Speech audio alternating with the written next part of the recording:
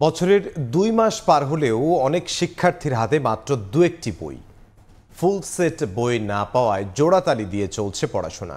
বাঁধাই মেশিনের সংকট আর শ্রমিকরা নোট গাইড বাঁধাইয়ের কাজে বেশি মনোযোগী হয় সব বই পৌঁছানো সম্ভব হয়নি বলে জানিয়েছে এনসিটিবি। তবে মুদ্রণ শিল্প সমিতি বলছে কিছু বইয়ের টেন্ডারে দেরি হওয়ায় ছাপার কাজ এখনো শেষ হচ্ছে না। সানিয়া আহমেদের ছবিতে শাকির আহমেদের রিপোর্ট। চলছে বছরের তৃতীয় মাস। সিলেটের কাকড়দিয়া তেরাতল উচ্চ বিদ্যালয়ের নবম শ্রেণীর শিক্ষার্থীদের হাতে মাত্র 2টি বই, বাংলা আর ইংরেজি। আর অষ্টম শ্রেণীর শিক্ষার্থীরা পেয়েছে 3টি বই, বাংলা, ইংরেজি ও গণিত। আমরা 2টা বই পেয়েছি, একটা হলো বাংলা, একটা হলো ইংলিশ। মোবাইল বা ল্যাপটপে দেখতে পারি না, কারণ চোখে সমস্যা করে, আর সবার ঘরে থাকেও না। পিডিএফ থেকে দেখা অত ইজি থাকে না সবার জন্যই। শুধু সিলেট নয়, বেশ কয়েকটি জেলায় এখনো পৌঁছায়নি সব বই। এনসিটিবির তথ্য বলছে 40 কোটির মধ্যে 5 কোটি বই স্কুলে পৌঁছায়নি। অনেক স্কুলেই জোড়াতালি দিয়ে চলছে শিক্ষা কার্যক্রম। 8 এবং ক্লাস 9-এর খুব বেশি ক্ষতি হবে, আর বাকি বইগুলো আমরা মোটামুটি পেয়েছি আলহামদুলিল্লাহ। যদিও এনসিটিবি চেয়ারম্যানের দাবি, অধিকাংশ ক্লাসের শিক্ষার্থীদের কাছে পৌঁছে গেছে 90% বেশি বই। ছাপানোর কাজটা হয়তো হয়ে যাবে, কিন্তু বাধাই করার কাজটা হয়তো আরো 3-4 তারিখ লাগতে পারে। তাই বই ছাপার প্রকৃত অবস্থা দেখতে ছাপাখানায় সময় সংবাদ। রাজধানীর মাতোয়াইলের প্রেসগুলোতে এখন ছাপা হচ্ছে দাখিল নবম শ্রেণীর বই। মুদ্রণ, বাধাই ও আনুষ্ঠানিক যাচাই প্রক্রিয়া শেষে কবে তা শিক্ষার্থীদের হাতে পৌঁছাবে এখন সেটি দেখার বিষয়। ছাপা শেষে বাধাইয়ের জন্য স্তূপাকারে রাখা হয়েছে ষষ্ঠ ও সপ্তম শ্রেণীর বই। এনসিটিবি বলছে অটোমেটিক বাধাই মেশিনের সংকট আর নোট গাইড বাধাইয়ে বেশি মজুরি পাওয়ায় পাঠ্য বইয়ের কাজ করছেন না শ্রমিকরা। বাজারে যখন দেখা যায় যে তার মজুরি নোট গাইডের বাধাইকারী হিসেবে বাধাই করার জন্য যখন তার মজুরি বেশি হয়, তখন সেদিকে সে ছুটে যায়। তবে মুদ্রণ শিল্প সমিতি বলছে কিছু বইয়ের টেন্ডার দেরিতে হওয়ায় ছাপার কাজে বিলম্ব হচ্ছে। লাস্ট দিকে যে টেন্ডারগুলো হয়েছে ওই স্কুলগুলো বেসিক্যালি কিছু কিছু পায় নাই। এটা আশা করা যায় যত দ্রুত সম্ভব, যেহেতু কাগজ চলে আসছে আর কাগজের স্বল্পতা যেহেতু নাই, আর আমাদের যত দ্রুত সম্ভব আমরা সেখানে পৌঁছে দেওয়ার ব্যবস্থা করতেছি। চলতি মাসের শেষ সপ্তাহে সব কাজ শেষ করার লক্ষ্য রয়েছে বলে জানান প্রেস মালিকরা। শাকির আহমেদ, সময় সংবাদ, ঢাকা। চট্টগ্রামে গণ অভ্যুত্থানে আহত 113 জনের হাতে 1,13 লাখ টাকার চেক হস্তান্তর করেছে জুলাই শহীদ স্মৃতি ফাউন্ডেশন। এ সময় ফাউন্ডেশনের সিইও মীর মাহবুবুর রহমান স্নিগ্ধ জানান, এখনো শেষ হয়নি যুদ্ধ। দূর দূরান্ত থেকে আসেন জুলাই বিপ্লবে আহত যোদ্ধারা। মঙ্গলবার সকালে চট্টগ্রাম নগরীর শিল্পকলা একাডেমিতে জুলাই শহীদ স্মৃতি ফাউন্ডেশনের পক্ষ থেকে 113 জনের হাতে চেক তুলে দেন শহীদ মুগ্ধের ভাই ও জুলাই শহীদ স্মৃতি ফাউন্ডেশনের সিইও মীর মাহবুবুর রহমান স্নিগ্ধ। উপস্থিত ছিলেন জেলা প্রশাসক ও বিভাগীয় কমিশনার। স্নিগ্ধ জানান, এখনো শেষ হয়নি যুদ্ধ। এই জুলাই গণঅভ্যুত্থানে যারা আহত এবং শহীদরা রয়েছে, তাদের বিচার না হওয়া পর্যন্ত এই দেশে যে গণঅভ্যুত্থান শুরু হয়েছে সেই গণঅভ্যুত্থান শেষ হবে না। এর আগে দেখানো হয় জুলাই বিপ্লবের নানা স্মৃতি বিজড়িত প্রামাণ্য চিত্র। জেলা প্রশাসক জানান, যাদের বিনিময়ে আজকের এই স্বাধীনতা, তাদের যেন আমরা ভুলে না যাই। পতাকার দিকে আমি যখন তাকাই, সেই পতাকাতে আমি শহীদ মুগ্ধের মুখ দেখি, আমি আবু সাইদের মুখ দেখি, আমি অনাসকে দেখি। আপনাদের প্রতি আমাদের অনেক দায়বদ্ধতা, সমন্বিতভাবে এই দায়বদ্ধতা পালন করতে হবে। 113 জনকে 1 লাখ টাকা করে মোট 1,13 লাখ টাকার চেক হস্তান্তর করা হয়। চট্টগ্রামে এ পর্যন্ত 350 জনকে সহায়তা দিয়েছে জুলাই শহীদ স্মৃতি ফাউন্ডেশন। শফিকুল আলম, সময় সংবাদ, চট্টগ্রাম। তিস্তা পানি চুক্তি অনুযায়ী পানির প্রবাহ নিয়মিত না থাকায় নদীতে জমানো পানিতে সেচ সুবিধা পাচ্ছেন নীলফামারীর চাষিরা। 50,000 হেক্টর জমিতে সেচ সম্ভাবনা নিশ্চিত করতে চায় পানি উন্নয়ন বোর্ড। মৌসুমের শেষ পর্যন্ত এই সুবিধা পেলে উৎপাদন বৃদ্ধি সহ আর্থিকভাবে লাভবান হওয়ার আশা তাদের। মোহাম্মদ সুহেরের ছবিতে শাকির হোসেন বাদলের রিপোর্ট। তিস্তা সেচ প্রকল্পের নীলফামারী অঞ্চলের 90 কিলোমিটার প্রধান সেচ নালা সহ সেকেন্ডারি ও টারশিয়ারি খালগুলোতে রয়েছে টুইটুম্বুর পানি। পানি উন্নয়ন বোর্ড বোরো রোপা লাগানোর শুরু থেকে খালগুলোতে পানি প্রবাহ নিশ্চিত করেছে। ফলে কৃষকেরা তাদের নিজস্ব পদ্ধতিতে সেখান থেকে পানি নিয়ে জমিতে সেচ দিচ্ছেন। জেলায় এবার 81,857 হেক্টর জমিতে বোরো চাষের লক্ষ্যমাত্রা নির্ধারণ করেছে জেলা কৃষি সম্প্রসারণ অধিদপ্তর। তার মধ্যে প্রায় অর্ধেক জমিতে সেচ সুবিধা দেওয়ায় উচ্ছ্বসিত কৃষক। ক্যানেলের পানিতে আমার তো বিঘা করে অল্প টাকা, 500 থেকে 600 টাকা লাগতেছে। পর্যাপ্ত পানি ব্যবস্থা আছে, আমরা বললেই পানি পাচ্ছি। পানি উন্নয়ন বোর্ড বলছে পানির বর্তমান প্রবাহ অব্যাহত থাকলে শেষ পর্যন্ত সেচে সংকট হবে না। আমাদের একটি প্রকল্প চলমান রয়েছে, প্রকল্পটি সমাপ্ত হলে আমরা আশা করছি যে 1 লক্ষ হেক্টর জমিতে আমরা সেচের পানি দিতে পারবো। নীলফামারীর ডালিয়া ও সৈয়দপুর এবং রংপুর বিভাগে মোট 252টি পানি ব্যবস্থাপনা সমিতির মাধ্যমে সাধারণ কৃষক সেচ সুবিধা পান। শাকির হোসেন বাদল, সময় সংবাদ, নীলফামারী। গাজীপুরে অটোরিকশা চালকের মৃত্যুর প্রতিবাদে মহাসড়ক অবরোধ করে বিক্ষোভ করেছেন বিক্ষুব্ধ জনতা। এতে মহাসড়কে দেখা দেয় তীব্র যানজট। প্রায় 4 ঘন্টা পর যৌথ বাহিনীর চেষ্টায় যান চলাচল স্বাভাবিক হয়। হত্যার পর বাস থেকে ফেলে দেওয়ার অভিযোগ স্বজনদের। বিক্ষুব্ধ জনতার ঢাকা ময়মনসিংহ মহাসড়ক অবরোধ, সড়কের দুপাশে দীর্ঘ যানজট। এলাকাবাসীর অভিযোগ, কথা কাটাকাটির জেরে অটোরিকশা চালক লিটন মিয়াকে হত্যার পর তাকোয়া পরিবহনের চালক মরদেহ ফেলে যায়। এই ঘটনার প্রতিবাদে মঙ্গলবার সকাল 8:30টার দিকে গাজীপুরের শ্রীপুরের নতুন বাজার এলাকায় প্রায় 4 ঘন্টা মহাসড়ক অবরোধ করে বিক্ষুব্ধ জনতা। তাদের অভিযোগ, এই ঘটনায় মামলা দিতে গেলে হত্যা মামলা নিতে অস্বীকৃতি জানায় পুলিশ। বিচার নিশ্চিতের পাশাপাশি স্থায়ীভাবে তাকোয়া পরিবহন চলাচল বন্ধের দাবি জানান তারা। বুকিং গ্লাস ভাঙ্গেলছে, ভাঙ্গেলানির পরে আর দুজনে তর্ক বিতর্ক হয়েছে। ওই যে তাকোয়ার ড্রাইভারে আর ওটুর ড্রাইভারে টাইনে উড়াইছে এই গাড়ির মধ্যে, তাকোয়ার মধ্যে উড়াইছে, পাওয়ের রক কাটছে, গলা কাটছে, কাটতে এই জায়গায় পালাইতে হয়ে গেছে। পুলিশের রুট অ্যাক্সিডেন্ট মামলা, রুট অ্যাক্সিডেন্ট মামলা, এটা কি মামলা হলো? রুট অ্যাক্সিডেন্ট মামলা কি হলো? এটা রুট অ্যাক্সিডেন্ট না। এখন মামলা নিছে, আমাদেরকে বলছে রাস্তা ছাইড়া দিতে, রাস্তা ছাইড়া দিছে, মামলা নেওয়া হয়েছে। সেনাবাহিনীর সহায়তায় বিচার নিশ্চিতের আশ্বাসে অবরোধ তুলে নেন স্থানীয়রা। পুলিশ জানায় এই ঘটনায় এরই মধ্যে একজনকে আটকের পাশাপাশি বাস জব্দ করা হয়েছে। সংশ্লিষ্ট বাসের ড্রাইভার আটক আছে, বাসও আটক আছে কিন্তু, আর সুপারভাইজার যে যার নামে আসামি, দুজনে যার নামে আসামি, তাকে আমরা আটকের চেষ্টা করবো এবং সর্বোচ্চভাবে চেষ্টা করব। এর আগে সোমবার বিকেলে ঢাকা ময়মনসিংহ মহাসড়কের শ্রীপুরের নতুন বাজার এলাকা থেকে অটোরিকশা চালক লিটনের মরদেহ উদ্ধার করা হয়। মেহেদী হাসান, সময় সংবাদ, গাজীপুর। বাসে অগ্নিকাণ্ডে জড়িতদের বিচার ও সড়কে নিরাপত্তার দাবিতে জামালপুরে দ্বিতীয় দিনের মতো পরিবহন ধর্মঘট চলছে। সকাল থেকে বাস চলাচল না করায় সারা দেশের সঙ্গে সড়ক যোগাযোগ স্থবির হয়ে পড়েছে। পূর্ব ঘোষণা ছড়া হঠাৎ ধর্মঘট ডাকায় দুর্ভোগে পড়েছেন যাত্রীরা। গত 2 মার্চ সদর উপজেলার শরীফপুর এলাকায় রাজীব পরিবহনের একটি বাসের সঙ্গে অটোরিকশার সংঘর্ষ হয়। এতে 2 যাত্রী নিহত হলে বাসে আগুন দেয় বিক্ষুব্ধ জনতা। এর প্রতিবাদে বাস মালিক সমিতি ও শ্রমিক ইউনিয়ন ধর্মঘটের ঘোষণা দেয়। সময় সংবাদে আরও থাকছে, বাকবিতণ্ডার পর ইউক্রেনে সামরিক সহযোগিতা স্থগিত করলেন ট্রাম্প। যুক্তরাষ্ট্রের সঙ্গে চুক্তি করতে প্রকাশ্যে ক্ষমা চাইতে হবে জেলেনস্কিকে, ফক্স নিউজের প্রতিবেদন। শুরু হয়েছে দেশের 6 অভয়াশ্রমে মাছ শিকারে 2 মাসের নিষেধাজ্ঞা। এখনও খাদ্য সহায়তা পাননি জেলেরা। আয় রোজগার বন্ধ থাকায় রমজানের বাজার করতে পারেননি অনেক জেলে পরিবার। এমন অবস্থায় চরম হতাশার মধ্য দিয়ে দিন কাটছে পটুয়াখালীর তেঁতুলিয়া নদীতে মাছ শিকারী হাজার হাজার জেলের। বিস্তারিত শিকদার জাবির হোসেনের রিপোর্টে ক্যামেরায় ছিলেন তৌকিব পেদা। নদীতে মাছ শিকার বন্ধ, তাই বেকার সময়ে কেউ নতুন জাল বুনছেন, আবার কেউ ছেঁড়া জাল জোড়া লাগাচ্ছেন, কেউ কেউ আবার ট্রলার মেরামত করছেন। মাছ ধরায় নিষেধাজ্ঞা থাকায় এভাবেই বেকার সময় পার করছেন পটুয়াখালীর তেঁতুলিয়া পাড়ের জেলেরা।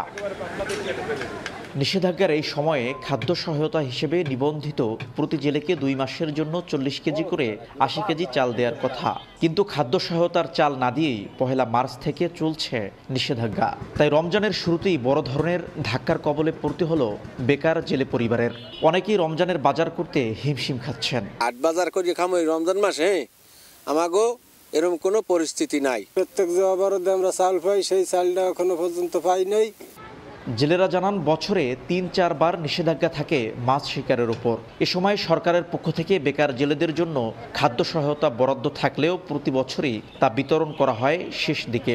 আইন মানছি, এখন আমরা কি খামু? আইন মানছি আমরা কি খামু? তোর আমরা অনেক টাকা ঋণ আছি, মাছ ধরতে পারছে না, কোনো মাছ বিক্রি করতে পারতেছে, যেন খুব দুর্ভিক্ষের ভিতরে আমরা আছি।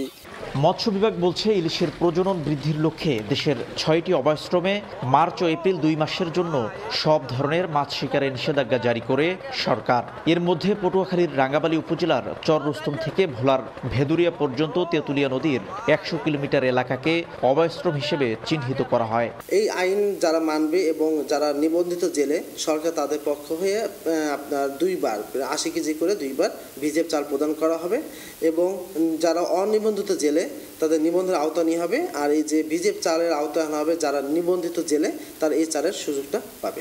পটুয়াখালীতে নিবন্ধিত জেলের সংখ্যা 65,000। এর বাইরেও মাছ শিকার করে জীবিকা নির্বাহ করেন এখানকার 1.5 লাখ জেলে।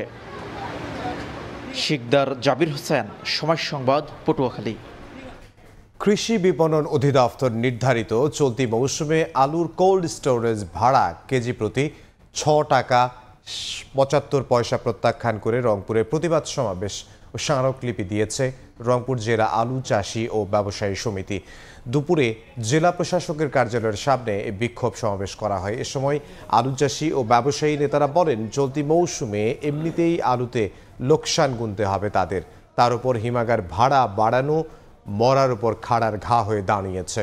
এ সময় কৃষক প্রতিনিধি, ব্যবসায়ী ও হিমাগার মালিক সহ সংশ্লিষ্ট মন্ত্রণালয়ের সমন্বয়ে আলোচনার মাধ্যমে আবারও হিমাগার ভাড়া সর্বোচ্চ 5 টাকা নির্ধারণের দাবি জানিয়ে জেলা প্রশাসকের কাছে স্মারকলিপি দেন আলু চাষি ও ব্যবসায়ী নেতারা।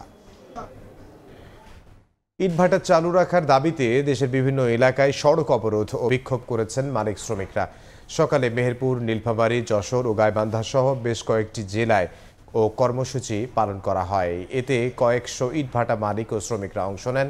পরিবেশ ছাড়পত্র পেতে পদ্ধতি সহজীকরণ, হয়রানিমূলক ভ্রাম্যমাণ আদালত বন্ধ, মাটি কাটতে ডিসির প্রত্যয়ন বাতিল এবং ইট ভাটাকে শিল্প হিসেবে ঘোষণার দাবি জানান তারা। দাবি বাস্তবায়নে প্রশাসনের কাছে স্মারকলিপিও দেন তারা। মেহেরপুরে ব্যাংকের এজেন্ট শাখার গ্রিল কেটে চুরি গেছে 8 লাখ টাকা। পুলিশ জানায়, সকালে গাংনী উপজেলার বামন্দি বাসস্ট্যান্ড সংলগ্ন নজরুল টাওয়ারে 3য় তলায় ইসলামী ব্যাংকের এজেন্ট শাখায় যান ক্যাশিয়ার। এ সময় জানালার গ্রিল কাটা দেখে সন্দেহ হয়। তারপরে ভল্ট কক্ষে গিয়ে দেখেন 8,10,000 টাকা উধাও। সেই সঙ্গে দুর্বৃত্তরা নিয়ে গেছে সিসিটিভি ক্যামেরার ভিডিও। খবর পেয়ে পুলিশ ঘটনাস্থলে গিয়ে পরিদর্শন করে। রাতের কোনো এক সময়ে এ ঘটনা ঘটে থাকতে পারে বলে ধারণা তাদের।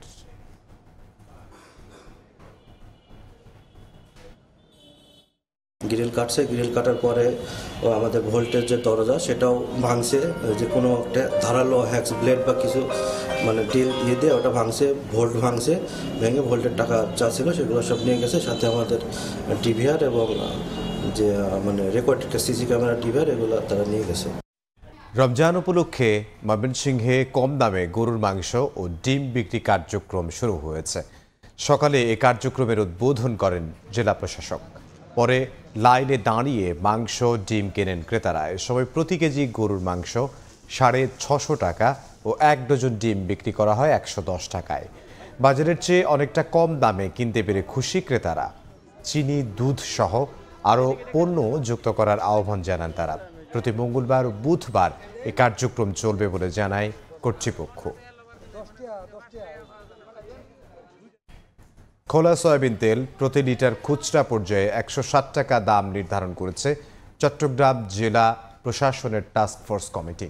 দুপুরে নগরের সার্কিট হাউসে নিত্য প্রয়োজনীয় পণ্য নিয়ে মতবিনিময় সভায় এই সিদ্ধান্তের কথা জানানো হয়। এতে উপস্থিত ছিলেন city mayor doctor Sadat Hossain ও সরকারি নানা সংস্থার ঊর্ধ্বতন কর্মকর্তারা।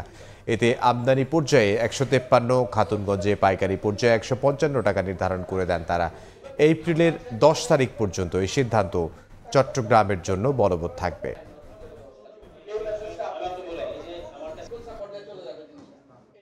প্রতি লিটার সয়াবিন তেল যেটা এখন বাজারে সংকট হয়েছে, সেটা প্রতি লিটার 153 টাকা হবে যারা আমদানি করাদের ক্ষেত্রে, আর যারা খাতুনগঞ্জে যারা ট্রেডার্স আছে তারা সেটা 155 টাকা, আর বাইরে যেটা আপনার বাজারে খুচরা মূল্য সর্বোচ্চ 160 টাকা। কেউ চাইলে এটা নিচে বিক্রি করতে পারবেন, এটা ক্রস করা যাবে না এই সিলিং। আর এটা আগামী রমজান মাস পর্যন্ত চলবে, এপ্রিলের 10 তারিখ পর্যন্ত এই সিদ্ধান্ত বহাল থাকবে। চীন মার্কিন অর্থনৈতিক বিরোধের সুবিধা নিয়ে পোশাক রফতানির নতুন বাজার ধরতে মরিয়া বাংলাদেশের গার্মেন্টস ব্যবসায়ীরা। চলতি অর্থবছরের 7 মাসে অপ্রচলিত বাজারে পোশাক রফতানির রেকর্ড ছাড়িয়েছে। ইউরোপীয় ইউনিয়নের 27টি দেশে যেমন 14% প্রবৃদ্ধি নিয়ে $12 বিলিয়ন পণ্য রফতানি করেছে, তেমনি 16% প্রবৃদ্ধি নিয়ে যুক্তরাষ্ট্রে রফতানি হয়েছে $4.5 বিলিয়ন তৈরি পোশাক। শেখর ত্রিপুর ক্যামেরায় বিস্তারিত কমলদের রিপোর্টে। বিজিএমই এর সবশেষ তথ্য অনুযায়ী 2024-25 অর্থ বছরের জানুয়ারি পর্যন্ত ইউরোপীয় ইউনিয়নভুক্ত 27টি দেশে $11.81 বিলিয়ন যুক্তরাষ্ট্রে 16.45% প্রবৃদ্ধি হিসেবে $4.47 বিলিয়ন কানাডায় 15.29% হিসেবে $750 বিলিয়ন এবং যুক্তরাজ্যে 4.55% প্রবৃদ্ধি হিসেবে $2.55 বিলিয়ন পণ্য রফতানি হয়েছে। আমাদের কম্পিটিটর দেশগুলো যেগুলো আছে তাদের তুলনায় কিন্তু আমরা অনেক পিছিয়ে আছি। যুক্তরাজ্য, যুক্তরাষ্ট্র এবং কানাডার মতো প্রচলিত দেশগুলোর পাশাপাশি আগে তেমন পোশাক রপ্তানি হতো না এমন অপ্রচলিত দেশও রেকর্ড রপ্তানি করেছেন বাংলাদেশের গার্মেন্টস ব্যবসায়ীরা। এই বাজারগুলোতে কিন্তু আমরা যেহেতু একবার বিজনেস শুরু হয়ে গেছে এবং সেটা বাংলাদেশের ম্যানুফ্যাকচারারদের এন্টারপ্রেনারদের যোগ্যতার কারণেই বিজনেসটা গ্রো করছে। চীনের সঙ্গে যুক্তরাষ্ট্রের শুল্ক বিরোধ, একই সঙ্গে দক্ষিণ আমেরিকার দেশগুলোর ট্যারিফ নিয়ে ট্রাম্প প্রশাসনের টানাপোড়েনে বাংলাদেশের তৈরি পোশাক খাতকে আলোর মুখ দেখাচ্ছে বলে মনে করছেন শীর্ষ ব্যবসায়ীরা। কম্পিটিটিভনেসটা আমরা যেভাবে ধরে রাখছিলাম এতদিন ধরে, সেটাকে ধরে রাখাটা অব্যাহত রাখতে পারি, তাইলে কিন্তু আমাদের যে নতুন যে একটা সম্ভাবনা সৃষ্টি হয়েছে সেই সম্ভাবনা আমরা কাজে লাগাতে পারবো। জানুয়ারি পর্যন্ত গত 7 মাসে বাংলাদেশ থেকে $23.55 বিলিয়ন তৈরি পোশাক রফতানি হয়েছে, অথচ আগের 2023-24 অর্থ বছরের এই সময়ে রপ্তানি হয়েছিল $21 বিলিয়ন। ইউরোপীয় ইউনিয়নের নতুন নতুন যে বাজার সৃষ্টি হচ্ছে তা যেমন ধরে রাখতে হবে, ঠিক তেমনি পুরাতন বাজার হিসেবে স্বীকৃত ইউরোপ, আমেরিকা, কানাডার বাজারও প্রবৃদ্ধি বাড়াতে হবে গার্মেন্টস শিল্পের সুরক্ষার জন্য, এমনটি বলছেন গার্মেন্টস ব্যবসায়ীরা। কমল দে, সময় সংবাদ, চট্টগ্রাম। বিরল খনিজ সম্পদ নিয়ে যুক্তরাষ্ট্রের সঙ্গে চুক্তি করতে হলে ইউক্রেনের প্রেসিডেন্ট ভলোদিমির জেলেনস্কিকে প্রকাশ্যে ক্ষমা চাইতে হবে। নাম প্রকাশে অনিচ্ছুক এক মার্কিন কর্মকর্তার বরাতে তথ্য জানিয়েছে ফক্স নিউজ। এদিকে ইউক্রেন যুদ্ধ বন্ধ ও রাশিয়ার সঙ্গে সম্পর্ক পুনরুদ্ধারে মস্কোর উপর নিষেধাজ্ঞা শিথিলে হোয়াইট হাউস পরিকল্পনা করছে বলে জানিয়েছে বার্তা সংস্থা রয়টার্স।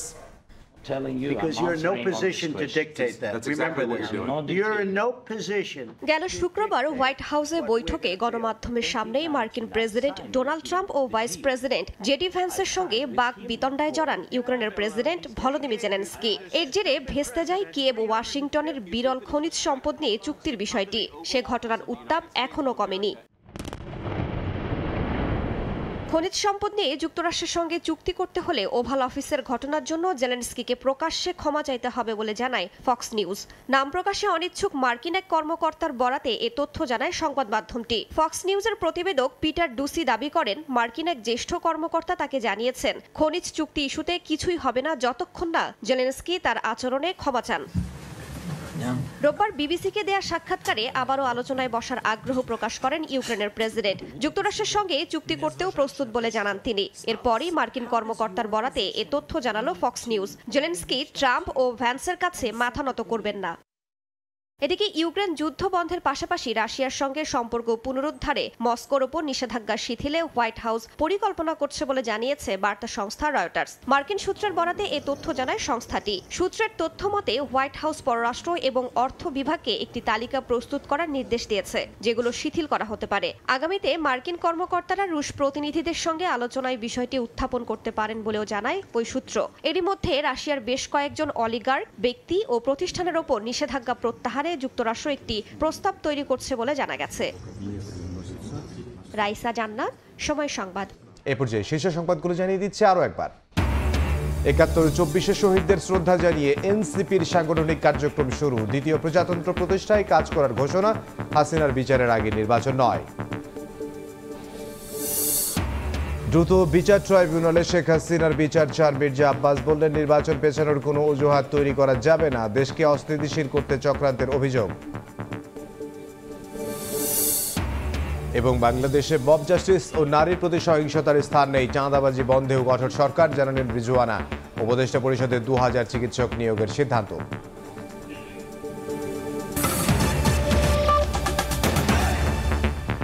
এই ছিল সময় সংবাদের সঙ্গে থাকুন সময়ের।